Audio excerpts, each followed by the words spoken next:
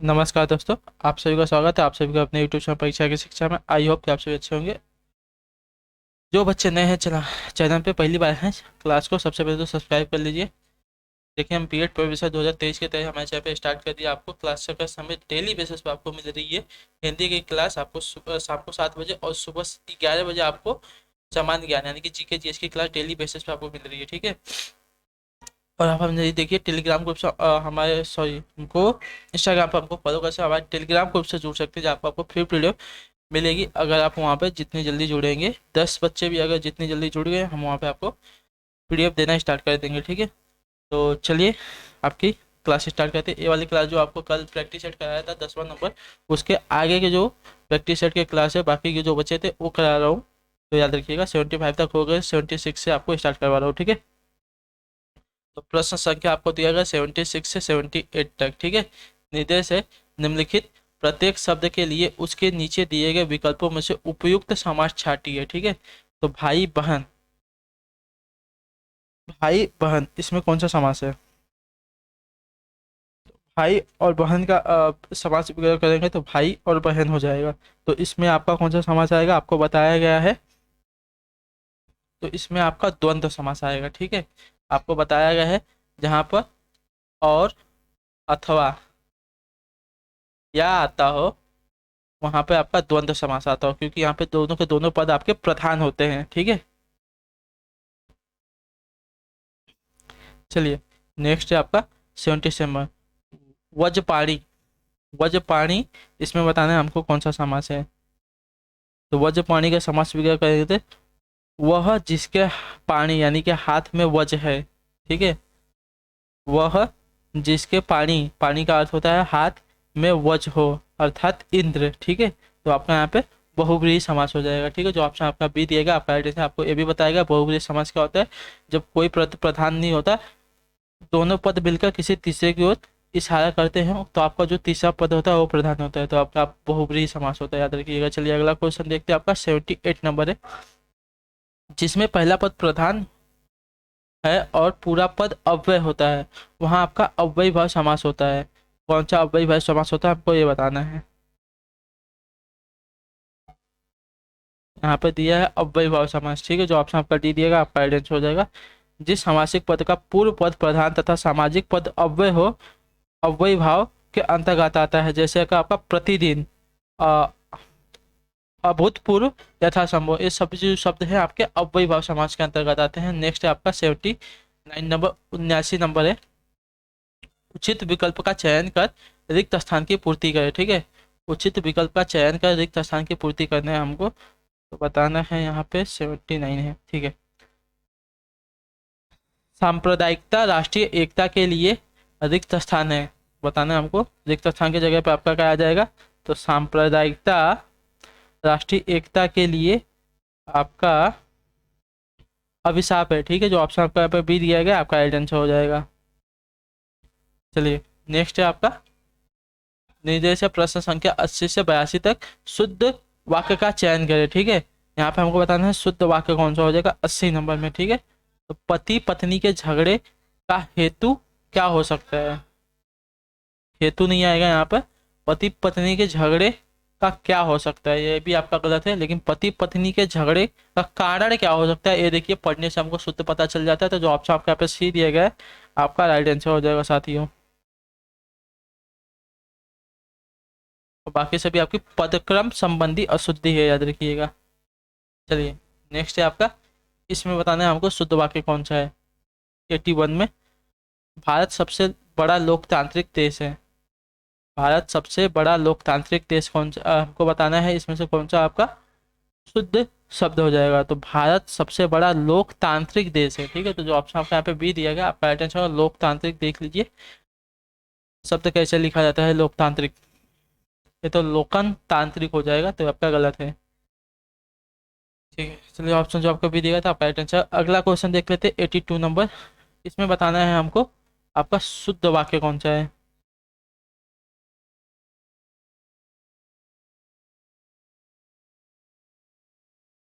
ठीक है। तो नियमों का उल्लंघन न करे। ठीक है। जो ऑप्शन आपका डी दिया गया है, आपका देख लिया उल्लंघन कैसा लिखा जाता है। आपकी वर्तनी उल्लंघन वाली ये वाली सही होगी, बाकी सभी देखिए उल्लंघन की वर्तनी गलत दी गई है। ठीक है, तो जो ऑप्शन आपको यहाँ पे डी दिया गया आपका राइट आंसर, और इसमें आपका पदक्रम और उल्लंघन संबंधी दोनों की दोनों अशुद्धियां हैं, याद रखिएगा।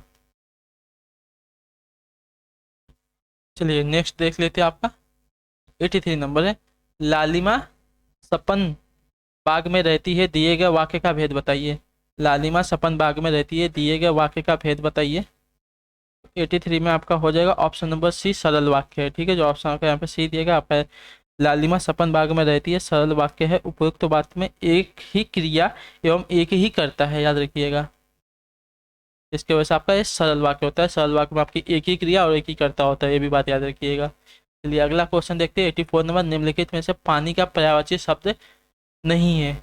पानी का पर्यायवाची शब्द हमको नहीं है बताना है, तो आपको बताया गया है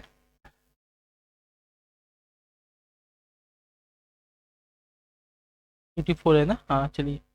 पानी का पर्यायवाची शब्द नहीं है पूछा है ना, तो पावक। ठीक है, जो ऑप्शन आपके यहाँ पे बी दिया गया है आपका राइट आंसर, पावक आपका पानी का पर्यायवाची शब्द नहीं होता। पावक आपका देख लीजिए किसका, आग का पर्यायवाची शब्द होता है।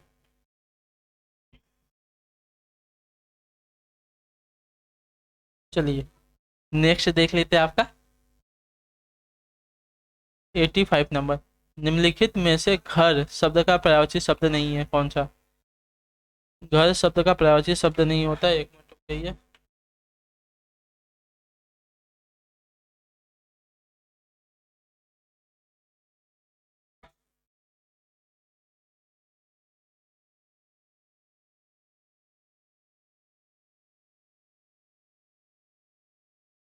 चलिए, घर का पर्यायवाची शब्द हमको बताना है कौन सा नहीं है इन चारों में से। तो घर का पर्यायवाची शब्द आपका क्या नहीं होगा, भुवन। ठीक है, जो ऑप्शन का बी दिया गया आपका राइट आंसर होगा, भुवन नहीं होता भवन होता है घर का पर्यायवाची शब्द, याद रखिए। और जो भुवन होता है ये आपका संसार का पर्यायवाची शब्द होता है, याद रखिएगा।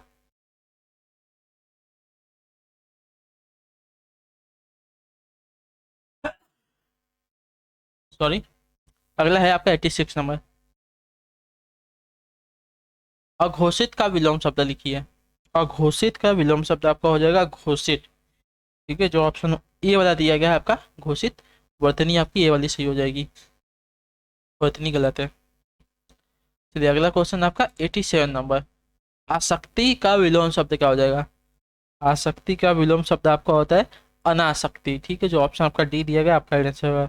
अनासक्ति का मतलब होता है अनुरक्ति। ठीक है, अनुराग, लगन, लिप्तता। ठीक है, और ये आसक्ति का आपका अर्थ होता है विरोधकता, आ, अनासक्ति अर्थात मतलब अलग, उदास, अलप्तिता, ये सभी आपके अनासक्ति के अर्थ होते हैं। चलिए अगला क्वेश्चन आपका 88 नंबर। भला चाहने वाला क्या कहलाता है? भला चाहने वाला आपका क्या कहलाता है? तो आपका हितैषी कहलाता है। ठीक है, जो ऑप्शन आपका यहाँ पे सी दिया गया आपका राइट आंसर हो जाएगा।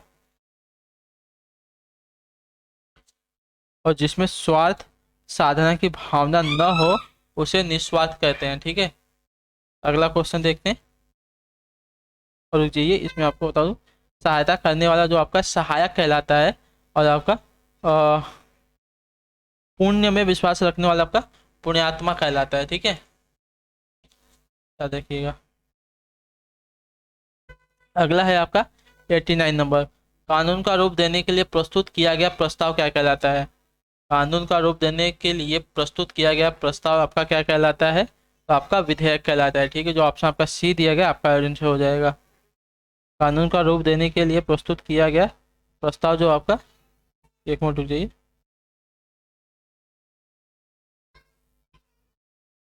कानून का रूप लेने के लिए जो होता है वो आपका, कानून का रूप लेने के लिए प्रस्तुत किया गया जो होता है प्रस्ताव, वो आपका मसौदा कहलाता है। लेने के लिए, अगर देने की बात करें तो आपका विधेयक कहलाता है, याद रखिएगा।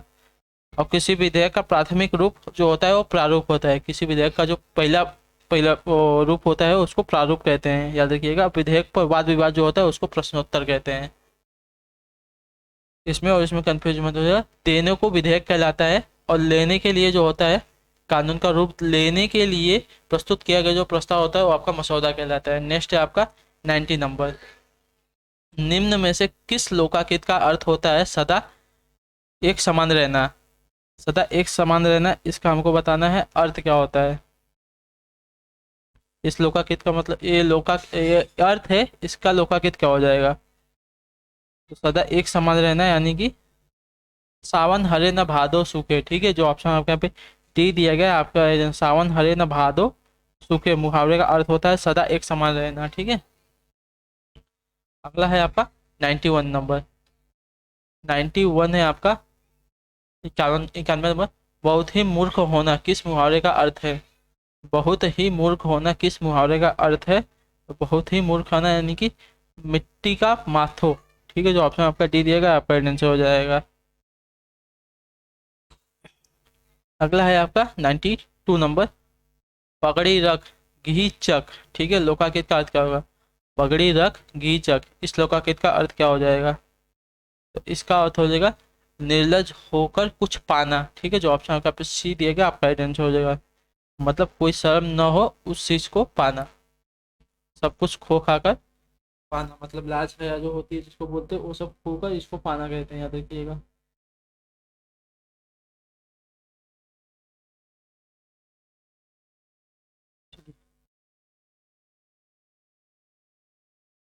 अगला क्वेश्चन देखते हैं आपका।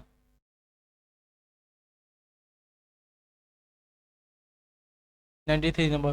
गूलर का फूल होना, ये तो पता ही होगा आपने अगर कभी सुना होगा। गूलर का फूल होना अर्थात दुर्लभ होना।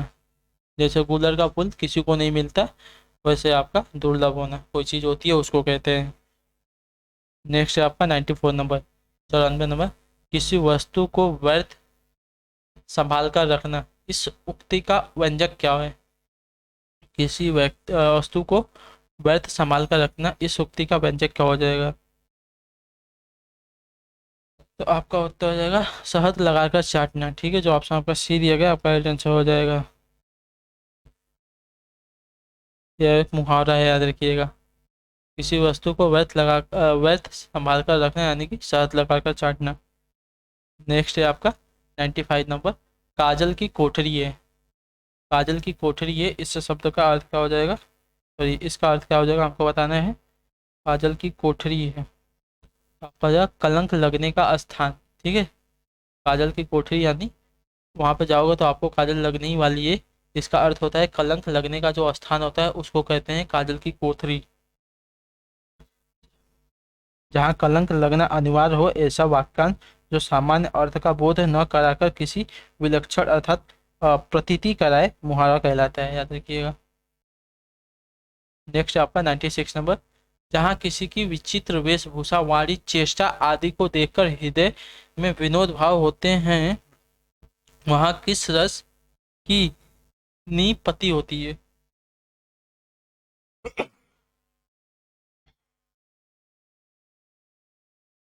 आपका उत्तर हो जाएगा हास्य रस की, ठीक है। जो ऑप्शन आपको यहाँ पे ए बी दिया गया आपका राइट आंसर हो जाएगा। चलिए, आपका अगला है 97 नंबर। भूषण किस काल के कवि हैं? भूषण किस काल के कवि हैं? तो आपका उत्तर हो जाएगा रीति काल के, ठीक है। जो ऑप्शन आपका सी दिया गया आपका राइट आंसर हो जाएगा। चलिए, अगला क्वेश्चन देखते हैं आपका 98 नंबर। कवितावली के रचनाकार कौन है? कवितावली के रचनाकार कौन है? तो आपका उत्तर हो जाएगा तुलसीदास है, ठीक है। जो ऑप्शन आपका यहाँ पे सी दिया गया आपका राइट आंसर हो जाएगा। कवितावली, गीतावली, विनय पत्रिका, कृष्ण गीतावली, दोहावली आदि सभी रचनाएं जो है गोस्वामी तुलसीदास जी की महत्वपूर्ण रचना है, याद रखिएगा। चलिए, नेक्स्ट आपका 99 नंबर। आदिकाल में पहेलियां लिखने वाले कवि कौन थे? आदिकाल में पहेलियां लिखने वाले कवि कौन थे? आपके आमिर खुसरो, ठीक है। जो ऑप्शन आपका बी दिया गया आपका राइट आंसर हो जाएगा।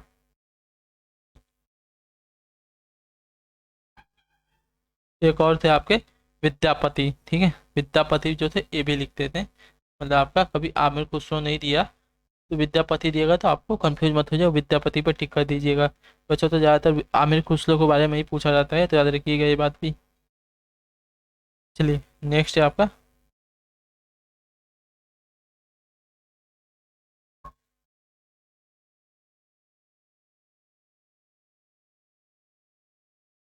ठीक है। और दोनों ए थे आधे आदिकाल के, ठीक है। ये थे जो आपके आदिकाल के कवि थे, याद रखिएगा। और जो पहलिया लिखते थे आमिर खुसरो लिखते थे। 99 नंबर, परिपत्र किस श्रेणी में आता है? परिपत्र जो होता है किस श्रेणी में आता है, तो आपका उत्तर हो जाएगा कार्यालयी पत्र, ठीक है। जो ऑप्शन यहाँ पे बी दिएगा आपका परिपत्र है वो आपका कार्यालयी पत्र में लिखा जाता है। जो ऑप्शन आपका बी दिएगा आपका हो जाएगा। तो आई होप कि आपको क्लास अच्छी लगी हो, हमें कमेंट करके बताइएगा क्लास कैसी लगी। बाकी आपका कोई भी डाउट हो, कोई भी प्रश्न हो, हमें कमेंट में पूछ सकते हैं। हम हर कमेंट का आपको आंसर देंगे, ठीक है। बाकी जितने बच्चे क्लास में नए हैं उन सभी से रिक्वेस्ट है क्लास को लाइक कर दे, शेयर कर दे, और चैनल पर पहली बार है तो चैनल को सब्सक्राइब कर लीजिए। हम आपसे मिलते हैं आपकी अगली क्लास में। तब तक के लिए टाटा बाय बाय, जय हिंद जय भारत। आप सभी का शुक्रिया क्लास से जुड़ने के लिए साथियों।